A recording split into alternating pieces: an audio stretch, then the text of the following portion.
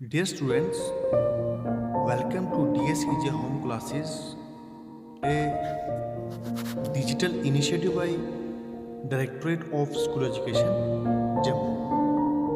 मैं मोहम्मद अब्दुल हाई आपके सामने एक बार फिर हाजिर हूँ क्लास 6 की साइंस लेके। जैसा कि हमने यहाँ पे chapter number 4 sorting materials into groups शुरू किया था, आज हम उसका यहाँ पे पार्ट सेकंड पढ़ेंगे, sorting material according to properties. जैसा कि हमने पार्ट 1 में ये पढ़ा था, हम मटेरियल्स को कैसे सॉर्ट आउट करते हैं on the basis of shape और on the basis of materials made up of. तो यहाँ पे हम पढ़ेंगे कि sorting materials according to properties, properties के बेसिस पे हम मटेरियल्स को कैसे सॉर्ट आउट करते हैं। जैसे कुछ प्रॉपर्टीज यहाँ पे आपके सामने है। नंबर फर्स्ट प्रॉपर्टी है appearance, number 2 hardness, number 3 solubility, number 4 floating और sink in water, number 5 transparency. तो हम इस एक एक प्रॉपर्टी को एक एक करके आगे पढ़ेंगे। नंबर फर्स्ट यहाँ पे आता है आपका अपीयरेंस। अपीयरेंस क्या होता है? कोई चीज़ आपको देखने में कैसे दिखती है। जैसे कुछ चीज़ें ऐसे होती हैं जिनके अंदर चमक होती है, जो चमकीले होते हैं, और कुछ चीज़ें ऐसे होती हैं जिनके अंदर चमक नहीं होती है। तो जैसे आप यहाँ पे देख सकते हो डायग्राम के अंदर, यहाँ पे कुछ ऑब्जेक्ट्स हैं, ये कैसे हैं? चमकीले। तो जो जिनके अंदर चमक होती है उनको बोलते हैं लस्टर, और जिनके अंदर चमक नहीं होती है उनको बोलते हैं विदाउट लस्टर। तो नंबर सेकंड डायग्राम यहाँ पे आप स्टोन, तो ये क्या है? विदाउट लस्टर, इसके अंदर कोई भी चमक नहीं है। तो गोया कि आप अपीयरेंस के बेसिस पे आप मटेरियल्स को सॉर्ट आउट कर सकते हो, कौन सी चीज़ चमकीली है और कौन सी चीज़ जो है वो नहीं चमक रही है। ठीक है। नंबर सेकंड प्रॉपर्टी आती है आपकी हार्डनेस। हार्डनेस क्या होती है? कोई चीज़ कितनी सख्त है या कोई चीज़ कितनी नरम है। तो ये आपको तभी पता चलेगा जब आप किसी चीज़ को टच करोगे। ठीक है। जैसे कि यहाँ पे हमने लिया हुआ है स्टोन, तो ये जब स्टोन कैसा होता है, मीन्स जब आप उसको टच करोगे ये हार्ड होगा काफ़ी।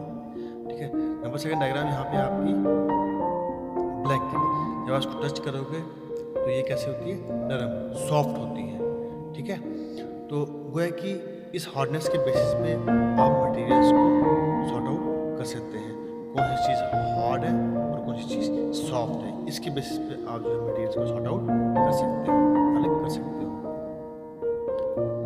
नेक्स्ट यहाँ पे आती है प्रॉपर्टी सॉल्युबिलिटी। सॉल्युबिलिटी क्या होता है? जब कोई चीज़ कम्प्लीटली डिजॉल्व, कम्प्लीटली मिक्स हो जाती है पानी के साथ, उसको हम बोलते हैं सॉल्युबिलिटी। ठीक है। तो नंबर फर्स्ट इसमें आता है सॉल्युबल। सॉल्युबल क्या हो गया? वो मटेरियल जो पानी के अंदर कम्प्लीटली डिजॉल्व हो जाता है। तो यहाँ पे दो चीज़ें आती हैं सॉल्युबिलिटी के अंदर। नंबर फर्स्ट आता है सॉल्यूट, नंबर सेकंड आता है सॉल्वेंट।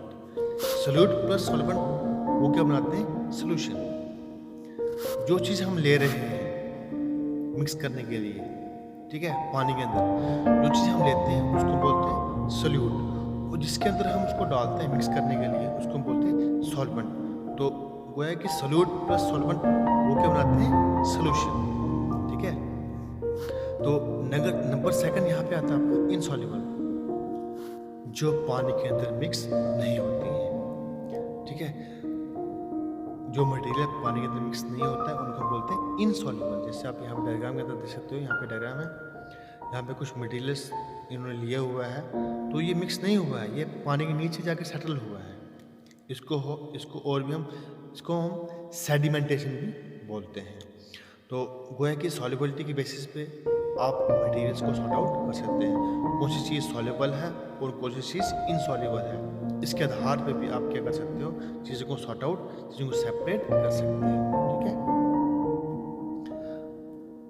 हमने बात करी पहले कि जो सॉलिड फॉर्म में होते हैं चीज़ें मिक्सअप कैसे होती हैं और होती हैं कि नहीं होती हैं, कौन सी चीज़ सॉल्युबल है और कौन सी चीज़ इनसॉल्युबल है। तो यहाँ पे हम बात करेंगे लिक्विड की। जो चीज़ें लिक्विड होती हैं जब वो पानी के अंदर मिक्सअप हो जाती हैं उनका बोलते हैं मिक्सिबल। ठीक है, जैसे आपका लेमन जूस है, ठीक है, या कोई और सोल्यूशन है, जब हम उसको पानी के अंदर डालते हैं तो वो कम्प्लीटली मिक्स हो जाते हैं, तो उनको हम क्या बोलेंगे, मिक्सिबल लिक्विड। ठीक है, और कुछ चीज़ें ऐसे होती हैं लिक्विड जो हम पानी में जब हम डालते हैं तो पानी के अंदर वो मिक्स नहीं होती हैं, पानी के ऊपर जमा हो जाते हैं। जैसे कि आपके घरों में जो तेल होता है, पेट्रोल हो गया, डीजल हो गया, जब हम उसको पानी के अंदर मिक्स करते हैं तो वो मिक्स नहीं होता है, पानी के ऊपर जाके सेटल हो जाता है, तो इनको हम बोलते हैं इमिसिबल। मिसिबल और इमिसिबल।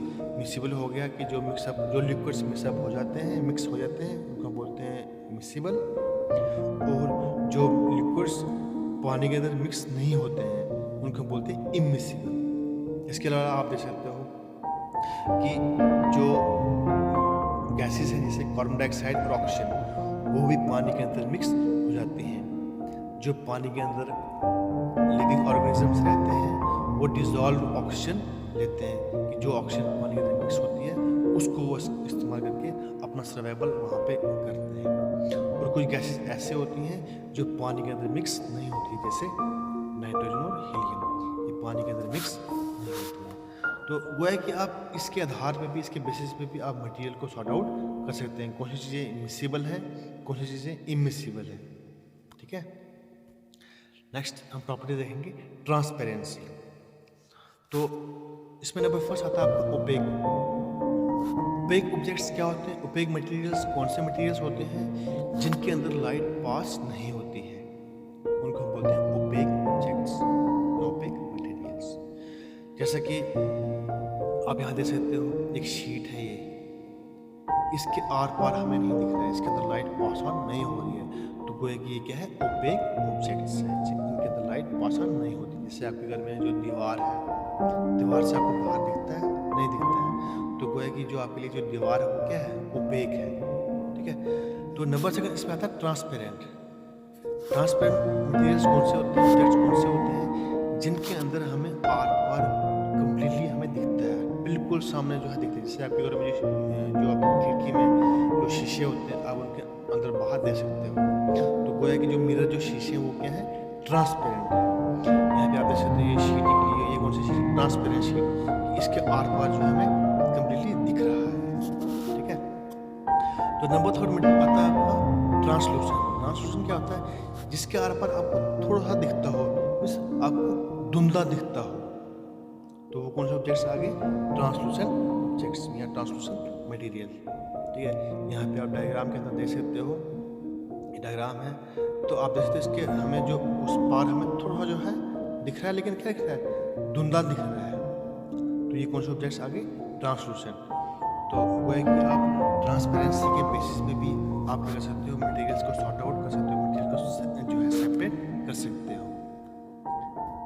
नेक्स्ट आता है आपका यहाँ पे मटेरियल फ्लोट और सिंक इन वाटर। फ्लोट क्या होता है, तैरना, सिंक होता है डूबना। कुछ चीज़ें ऐसे होती हैं जो पानी के ऊपर तैरती हैं, कुछ चीज़ें ऐसी होती हैं जो पानी के अंदर डूब जाती हैं। ठीक है, जो मटेरियल्स हल्के होते हैं, लाइटर होते हैं, वो पानी के ऊपर तैरते हैं, और जो हैवी होते हैं वो पानी के अंदर डूब जाते हैं। अब यहाँ आप डायग्राम के अंदर देख सकते हो कुछ मटेरियल, जैसे यहाँ पे पानी लिया है, इसके अंदर जो बॉटल है ये ऊपर तैर रही है, एप्पल है, बॉल है, ये तैर रही है, कोई कि ये लाइटर ऑब्जेक्ट्स हैं, ये हल्के ऑब्जेक्ट हैं जो पानी के ऊपर तैरते हैं। और आपने यहाँ पे देखा होगा कि स्पून लिए हैं, ये आयरन नेल लिए हैं, किल लिए हैं, ये पानी के अंदर क्या हो गए, नीचे सेटल हो गए, तो ये क्या है, हैवी ऑब्जेक्ट्स। ठीक है, तो गोया कि आप इनके आधार पे भी, इनके बेसिस पे भी आप जो है मटेरियल्स को सॉर्ट आउट कर सकते हैं, कौन सी चीज़ फ्लोट करती है और कौन सी चीज़ सिंक करती है, इसके बेसिस भी आप जो है मटेरियल को सॉर्ट आउट कर सकते हैं। तो आई होप कि आपको ये सब जो है इस चैप्टर के अंदर समझ आया होगा कि मटेरियल्स को हम कैसे सॉर्ट आउट करते हैं on the base of shape, on the base of materials made up of, और उनके जो प्रॉपर्टी प्रैक्टिस के बेसिस पे हम जो है कैसे सॉर्ट आउट कर सकते हैं। तो आपके लिए यहाँ पे कुछ एक्टिविटीज़ हैं जो आप सभी बच्चों ने घर में करनी है। तो नंबर फर्स्ट एक्टिविटी आपके लिए यहाँ पे कि यहाँ पे 2 कॉलम है, मटेरियल और ऑब्जेक्ट। ठीक है, आपने देखना है अपने घरों में आसपास, घर में आपके आसपास में कि जो वुड से कौन कौन से ऑब्जेक्ट बना है, आपने उनको यहाँ पे लिखना है। लेदर से कौन सा बना है उनको आपने यहाँ पे लिखना है। प्लास्टिक से क्या क्या बना है उन ऑब्जेक्ट्स को आपने यहाँ पे लिखना है। वो जो आयरन से बना है उनको आपने यहाँ पे लिखना है, जो एल्यूमिनियम से बना है उनको आपने यहाँ पे लिखना है। ठीक है, तो नंबर 2 एक्टिविटी आपके लिए कि आपने लिस्ट बनानी है कि कौन से मटेरियल हार्ड है, सख्त है, और कौन सा मटेरियल सॉफ्ट है, मीन्स कौन सा मटेरियल नरम है। ठीक है, आपने उनको यहाँ पे लिखना है। तो आई होप कि आपको इस चैप्टर के अंदर जो है कंप्लीट पूरा आपको समझ आया होगा कि सॉर्टिंग क्या होती है और कैसे कैसे हम मटेरियल्स को हम सॉर्ट आउट कर सकते हैं। तो इस चैप्टर नंबर 4 के लिए इतना ही। Okay, thank you so much.